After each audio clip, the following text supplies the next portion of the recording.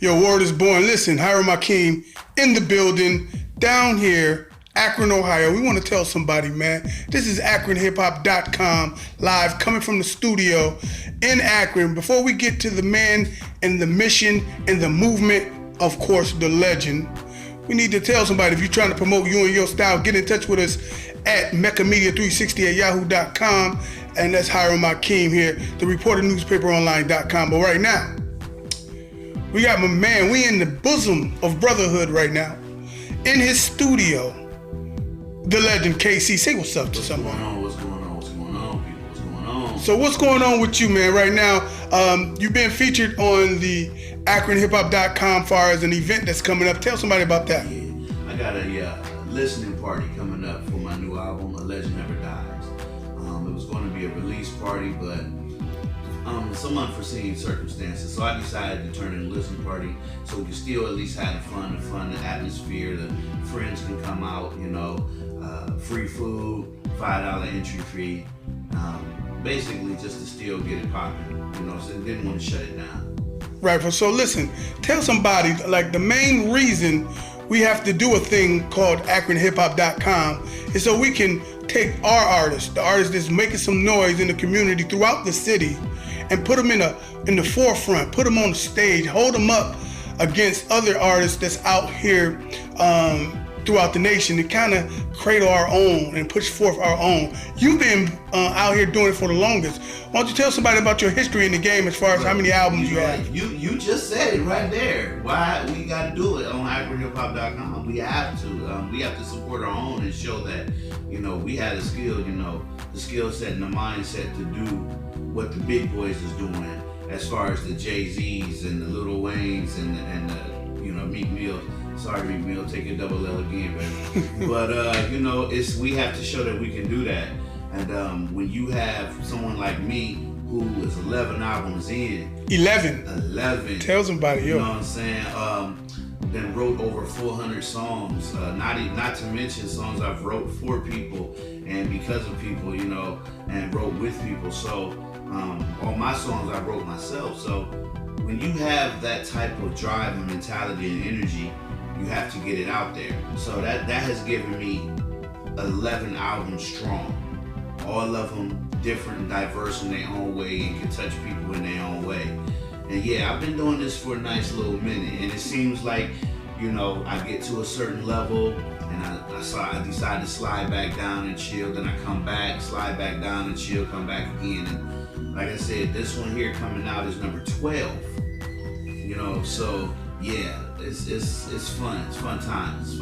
So man, you from an era where terms like chill was real. Hence K.C. You know what I mean? Listen, man, listen. When I do my shows, I just did a show at the Vortex, October 28th, and I have no qualms with letting people know I'm the old school dude. I was like the oldest dude there, and I told him that before I started. I said, look, I'm the oldest dude here, but I'm still put it down.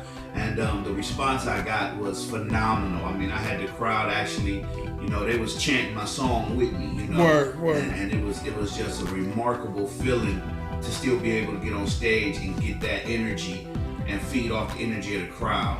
And at my age, I'm not old. No, you're not old. I put it out there at 43. I still feel young. But Jay-Z older than that. Exactly. So Busta Rhymes older than that. So there it is. Let's put it in its proper perspective now. When we talk about the Akron hip hop movement or the Akron rap scene, like I was taking it back from where you originally from. So that means you've seen it all. Oh yeah. You've seen the emergence of 2 Live Music and where you have to put your music at. You've seen independent stores, shows, and concerts and stuff like that. You've seen the Nostras, the Hillbilly Records, and the Billy Chemicals, and Tommy Spitshines, and all of this, the Headshots. I can keep going. Right. You've seen all this happen, and you still putting out albums. Tell me what's the difference now when it comes into printing up CDs and putting them out, taking them to stores like 2 Live, or just doing them online? What's going on? The back then, it was a little easier. It was a little bit easier to get in. Well, okay, I guess I could say it was harder to get in, but it was easier to get in because you had tape, You know, everybody was buying CDs at that time. Everybody was. They were still pressing on vinyl. Okay, so I've seen the transition from going from cassettes to CDs to vinyl, so forth and so on, to all digital. Now let's be realistic. It would be great to put your CD in bricks and mortar. Bricks and mortar basically means stores. You know, like the Taste of New Yorks and stuff like that when they was popping. You know, big ups to them when they was doing their thing. Haha. Word. You know, 2 Live Music. You know, some of this Cherries and all of that. Big ups to that. But you can't get to certain people in certain areas by putting it in your store at home. You know what I'm saying? You have to go abroad, and unless you got the means to travel and you can just like leave your family where they sit and push it like old school, right? From store push to it store. like old school with the backpack, like some of these guys do. Big ups to them. You know, your best bet is to put it online, and I do a lot of digital promotion And digital sales too, right? Definitely. Oh my goodness. I do a lot of digital promotion, get a lot of digital sales. I mean, I've even given my CDs to the bootleggers in Akron. With the intent on promoting. Exactly. That's a smart strategy. So, you know, and it's been moving. You know, I got a CD like just recently. I just checked my analytics off my cdbaby.com/artist/K.C. Keep that business popping, baby. My Speechless Prelude to Armageddon album, my second album, 2002 or 2004, is still moving. My second album. Now, why do you think that? Is because the market is The market is so saturated with a lot of rappers that ain't saying nothing. Mumble mouth rappers, you know, Lil Yachty. Right. I can't even think of them because that's how bad they are. I can't even really put them out there like that. You know, and the older ones, we want that. You know, the older hip hop heads want that real hip hop, want something that they can stick to. Them little guys that's out there now ain't gonna last in 10, 15 years. You're still gonna be listening to some old Busta Rhymes. You know what I'm saying? Right. You're still gonna be listening to some old Rakim. I mean, that's my man's LL. Right. You know. At first I didn't really like Lil Wayne that much, but he grew on me. You're gonna be listening to Lil Wayne, especially in you know what? You can respect a Lil Wayne now. Yeah. In the grand scheme of what's happening now, he's on the line of elite rapper right now compared to Eminem. You know what I'm saying? Yeah. Still got to give it to him. You know, even though he's to the point where he's at, he's still a force to be reckoned with. DMX, we done seen the rise and fall of DMX. The stuff that we rappers. People go through is real. It's not just really about rap, but it's real. They still have lives. Doesn't matter if they sitting here making you, you know what I'm saying, jump or whatever, making you scream like Onyx. They still have lives. So to see what DMX is going through is another testament to saying, hey man, he's still trying. So if he can do it, I can do it. And you know what? And there's a market for it too. Exactly. My brother Ace always tell me, he says, man, son, I don't make music for kids. I make music for us. And what he mean by us is the people who's trapped in the time warp that we are, that we came up in, like you said, the Rakims.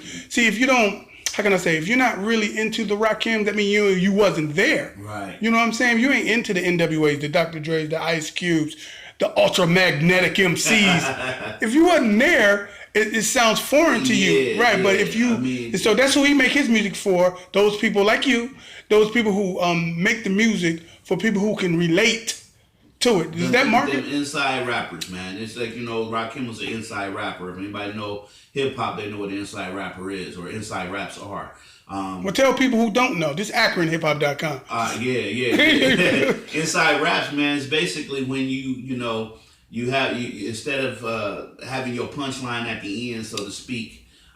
You basically rapping with inside your verse. You rapping with inside your the message is in the music. Yeah. So right. If you listen to, perfect example, if you listen to Will Smith, most of his music, you know, party music, fun music. But if you listen to Summertime, the song Summertime, one of his biggest smash hits, Summertime was really, the beat itself was really for Rakim. And if you listen to it, Will Smith rapped in the same tone and mentality as Rakim. Had the same delivery. And boom, look at that. Success. You see what I'm saying? Success. So you gotta understand where it comes from, man. It comes from deep within, and it comes way back. It goes way back to Curtis Blow. You know what I'm saying? It goes way back to Africa Bambaataa. It's real. They not these artists aren't ready for that. But you gotta find a way as an artist of my genre. You gotta find a way to meld the two. You know, I'm not a millennial. I might Generation X maybe. I don't exactly know which generation I am. I ain't following it like that. But you got to be able to find a way to meld the two. And to be able to sell records. I've been able to do that. You know, if I miss these 4 people and I get this one person, that's fine. Because guess what? That one person gonna rub off on 10 other people.